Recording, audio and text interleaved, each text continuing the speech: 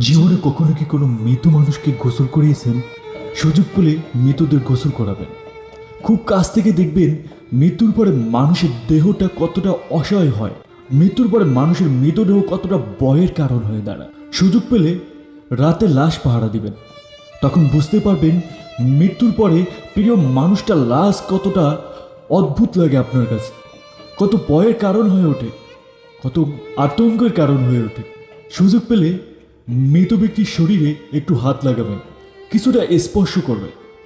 আপনি তখন উপলব্ধি করতে পারবেন এই পৃথিবীতে বিশাল প্রভাব প্রতিপত্তি রেখে যাওয়া মানুষগুলোর মৃত্যুর পরে কত নির্জীব রূপ ধারণ করে।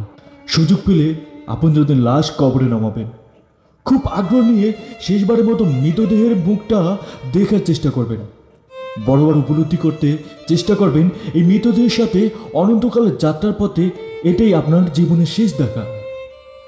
জীবনে সুযোগ পেলে মাঝে মধ্যে কবরস্থানে গিয়ে নীরবে কিছুক্ষণ দাঁড়াবেন।